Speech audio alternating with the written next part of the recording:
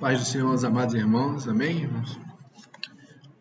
Hoje é terça-feira, né, dia 16 de junho de 2020, mais um culto da vitória.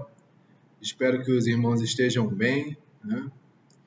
Graças a Deus o pior parece que já passou, né? Temos visto a curva, né, sendo reduzida. Agora já está praticamente na hora de voltarmos, né, à batalha. Irmãos, hoje eu queria trazer uma palavra, né, em nome de Jesus, que seja breve, né, a respeito de Daniel, mas antes vamos realizar uma oração, amém, irmãos? Senhor Deus, eterno Pai, em nome de Jesus, muito obrigado, Senhor, pelas nossas vidas, Senhor, pelo teu amor, Pai amado, pela tua misericórdia, Senhor, por tudo, Senhor, que tu tens representado em nossas vidas, Pai. Senhor, em nome de Jesus, Senhor, que a cada dia tu possa nos guardar, Senhor, nos dar, Senhor, esperança, Senhor, sabedoria, Pai amado. Que em nome de Jesus, Senhor, que a nossa atitude seja sempre te reconhecer, Senhor, como Senhor e Salvador, Senhor, como detentor, Senhor, de todas as coisas, Senhor. Que nós possamos, Senhor, sempre, Pai amado, dar graças ao teu nome, Pai. Colocamos, Senhor, diante de ti, Senhor, as nossas famílias, nossos irmãos, Pai amado, os necessitados, Senhor, aqueles que se encontram enfermos, Pai, para que em nome de Jesus, Senhor, tu possa trazer, Senhor, a tua cura, Senhor, trazer, Senhor, teu conforto, Pai amado, e que em nome de Jesus, Senhor, possamos, Pai amado, ter dias melhores, Pai. Muito obrigado por tudo, Senhor, colocamos diante este culto, Senhor, culto de adoração a Ti, Senhor, e que possamos sair fortalecidos, Pai. É o que nós pedimos e te agradecemos em nome de Jesus. Amém. Bem, irmãos, hoje eu queria trazer uma palavra, né, para a igreja. Em primeiro lugar, trouxe para mim, né, que é a respeito de Daniel. É um profeta chamado, é considerado profeta menor, e ele, quando a gente mergulha um pouco no livro dele, a gente vê quão grande, né, ele era, né, mas grande porque ele colocava Deus em primeiro lugar, né, grande porque primeiro ele exaltou Deus e, em consequência disso, ele foi exaltado. Por isso que, apesar de estar no livro de profetas menores, que não tem nada a ver com o tamanho do profeta, mas sim com o tamanho do livro, ele é um grande homem de Deus. Amém, irmãos? Gostaria que os irmãos pudessem abrir em 2 Daniel, capítulo 2, versículo 46. Eu vou ler primeiro todos os livros e aí depois todos os versículos, e depois a gente faz os comentários. Então o rei Nabucodonosor prostrou-se com o rosto por terra e inclinou-se diante de Daniel. Ordenou que lhe oferecesse oblação e sacrifício de agradável odor. A seguir dirigiu-se o rei a Daniel, dizendo: Em verdade, o vosso Deus é o Deus dos deuses e o Senhor dos reis e o revelador dos mistérios, pois tu pudeste revelar este mistério. Vamos abrir agora em Daniel, capítulo 6, versículo 2.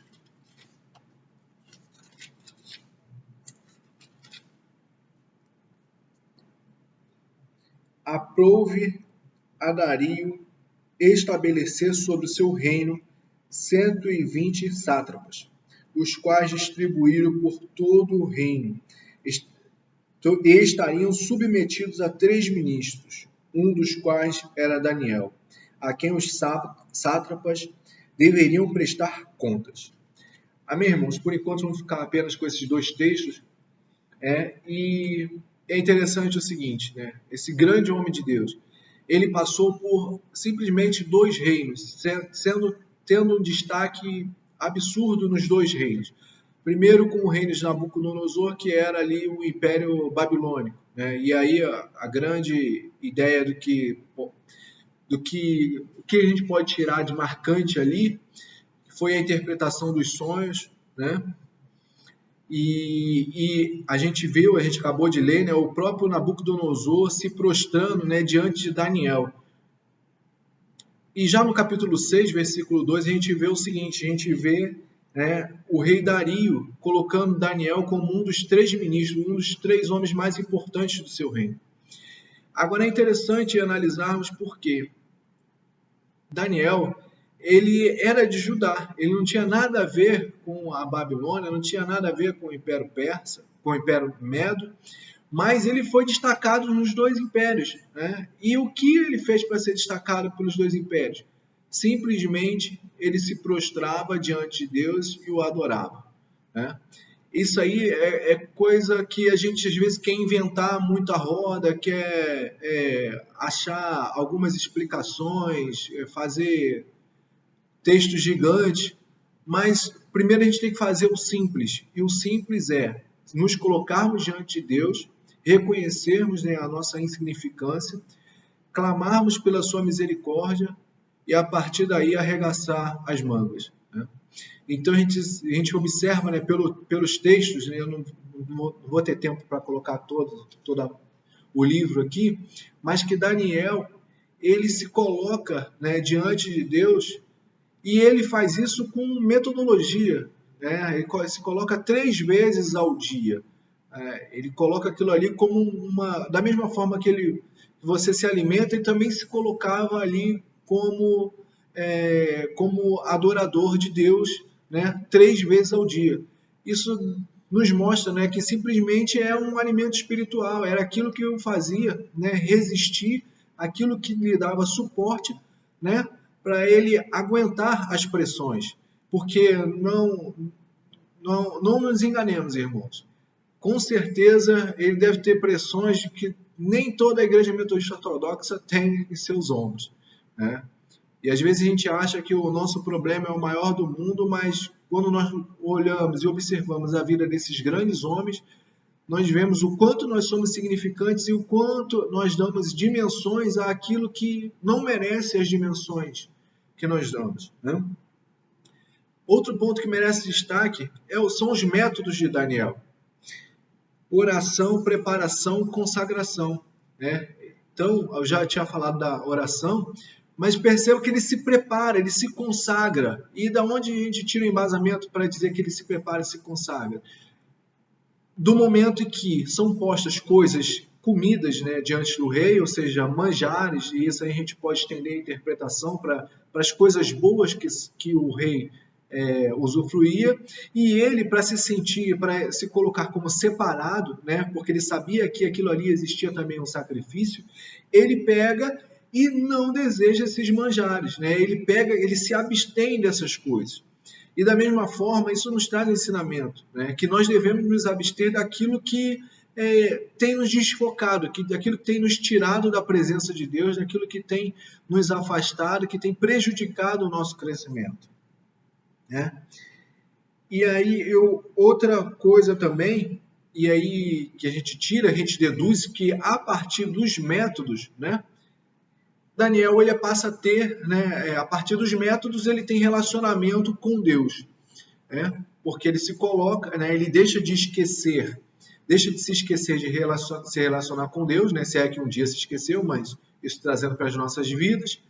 E aí, a partir do momento, ele passa a se relacionar frequentemente com Deus. E esse relacionamento frequente com Deus acaba lhe dando um forro, né? Acaba lhe dando uma sustentação, né? E ele se torna mais seguro para desempenhar qualquer atividade que fosse necessária à sua ação, né? Para isso, eu gostaria de abrir as nossas Bíblias que os irmãos abrissem as nossas Bíblias em Daniel, capítulo 2, 14 ao 16.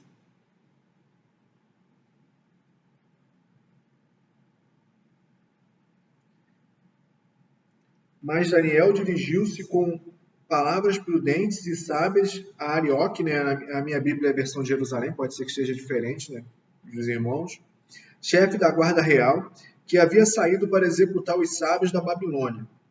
Assim falou ele a Arioque, oficial do rei. Por que motivo promulgou o rei a sentença tão premente Arioque explicou a Daniel, o qual foi logo ter com o rei para pedir um prazo. Ele mesmo daria ao rei a interpretação. Em Daniel capítulo 4, versículo 22, a gente também vê uma atitude interessante, que é Daniel trazendo uma interpretação de profecia ao rei. Tu serás expulso de entre os homens, e com os animais do campo será tua morada. Hás de se alimentar-te de erva como os bois, e será banhado pelo orvalho do céu. Passarão, enfim, 7 tempos sobre ti, até que tenhas aprendido que o Altíssimo domina sobre o reino dos homens, e ele dá a quem lhe apraz. Então, irmãos, são 2 passagens muito interessantes, porque a primeira é Daniel vendo que aqueles sábios, por não interpretarem o sonho de Nabucodonosor, estavam praticamente ali condenados à morte, né? Então ele pega e intervém, né? E isso aí você precisa ter segurança, e essa segurança ela não vem de um homem comum, ela vem simplesmente do Deus Altíssimo. E o outro ponto é em Daniel capítulo 4, versículo 22, que ele dá praticamente a sentença a Nabucodonosor. Ou seja, quantos profetas não ficariam temerosos em trazer, né, uma profecia desse nível, desse peso, né, para simplesmente o homem mais importante do mundo? Mas ali Deus colocou, né, diante de Nabucodonosor e mostrou que, mesmo ele achando que era o homem mais importante do mundo, ele não significava nada para Deus. E Daniel ali, como intérprete do sonho, ele pega e traz, né, a palavra, né, a sentença a Nabucodonosor com uma segurança que veio diretamente do próprio Deus, porque reconhecemos que homem algum, né, vai chegar para uma autoridade daquele nível por si próprio, né, e trazer uma sentença de que ele teria que ele passaria a viver com os animais do campo e passaria a se alimentar de relva e de orvalho. E a gente não vai ser objeto dessa pregação, mas quem for e continuar lendo vai verificar que foi justamente isso que aconteceu com Nabucodonosor, quando ele usurpou ali a glória de Deus sobre o seu reino. Que ainda que o império fosse babilônico, o império babilônico ele existia ali pela oportunidade que Deus estava dando, né? Pela autorização que Deus estava dando. Então, irmãos, o que nós podemos tirar disso aí, né? Hoje nós vivemos coisas semelhantes ao Império Babilônico, né? Onde a adoração a falsos deuses tem crescido muito, né? Onde o humanismo tem crescido muito, e o humanismo não é a pessoa ser humana, mas é a adoração ao próprio homem, né? Onde vemos a tecnologia tornando os próprios deuses, né? Então, nós já temos basicamente um império babilônico constituído, né, diante dos nossos olhos. Mas o que nos falta hoje, né? Levantar os Daniéis, né? O Daniel, né? O tipo de Daniel sobre as nossas vidas, para que nós possamos, né, se necessário, sentenciar esse império, né? E principalmente conduzir aqueles que ainda não estão no caminho de vitória, né? No caminho de retidão, no caminho de adoração a Cristo, que eles possam alcançar esse caminho. E aí, de repente, pode chegar uma pessoa e falar assim, mas eu já tenho 80 anos, eu já não tenho muito mais coisa para ver, eu não tive capacidade, eu não estudei, eu não posso ser como Daniel, como ser um terceiro ministro. Mas, irmãos, não se engane, não coloque empecilhos sobre a sua vida, né? Não coloque... A vida ela já te apresenta empecilhos demais para você pegar e estabelecer mais um. Agora é o momento de você, né, enfatizar aquilo que você já tem habilidade, é momento de você arregaçar as mangas, é momento de você principalmente adorar a Deus, se colocar diante de Deus, que Ele vai te trazer coisas novas, entendeu? E através dessas coisas novas, você vai entrar num nível mais profundo e principalmente, né, vai agir em função do reino, né?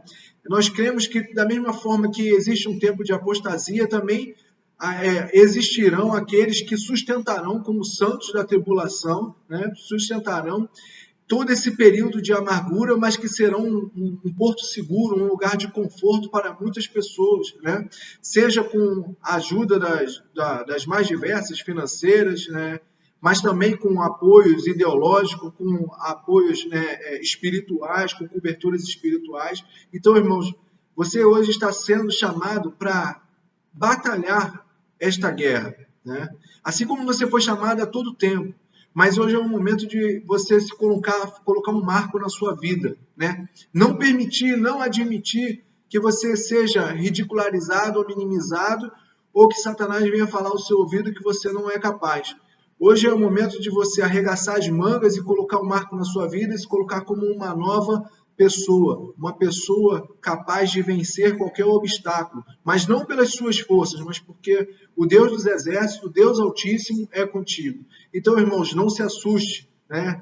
Vá em frente, né? Coloque as suas ideias, né? Compartilhe com os irmãos, aqueles que são os irmãos verdadeiros, aqueles que realmente torcem por você, porque em nome de Jesus você será vitorioso, né? É o momento de levantar a cabeça, arregaçar as mangas e ir à luta. Amém, irmãos? Fique com essa palavra, que em nome de Jesus você tenha uma semana abençoada e não deixe que nada venha parar o teu ânimo. Em nome de Jesus, amém, irmãos.